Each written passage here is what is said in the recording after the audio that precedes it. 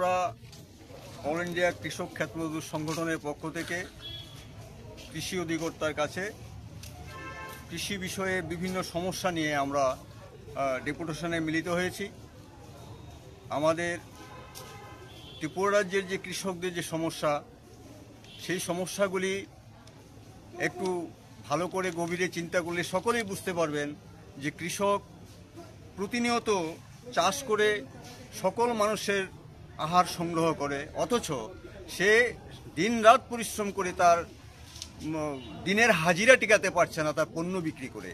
তাই আমরা কৃষকের কৃষি অধিকর্তার কাছে এই দাবি নিয়ে হাজির হয়েছি যে এই যে বড়খন্দ গেল, এই বড়খন্দে ধান ক্রয় করতে গিয়ে দপ্তর অত্যন্ত বিলম্ব করেছে, যার ফলে কৃষকদের যে ক্ষতির সম্মুখীন হতে হয়েছে। মহাজনের কাছ থেকে চড়া সুদে টাকা সংগ্রহ করে পরবর্তী খন্দের কাজ চালু করতে হয়েছে। এই বিষয়গুলি দপ্তর ঠিকভাবে নজর দেয়নি। অন্যান্য বছর মে মাসেই ধান ক্রয় হয়ে যেত, এবার মে গেল, জুন গেল, জুলাইয়ে আজকে প্রায় শেষের পথে, তো এখন ২৬ তারিখ তারা ধান নেবে বলে সিদ্ধান্ত নিয়েছে।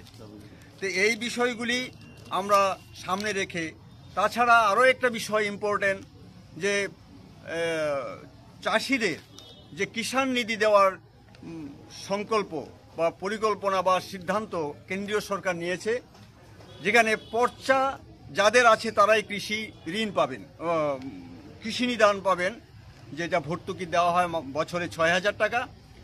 সেই টাকাটা যারা সত্যিকারের কৃষক, যাদের নিজস্ব জমি নাই, অথচ অন্যের জমি বর্গা চাষ করে বা খাজনা নিয়ে চাষ করে সে জীবিকা নির্বাহ করে, তাদের কোনো ঋণের ব্যবস্থা গভর্নমেন্ট করেনি।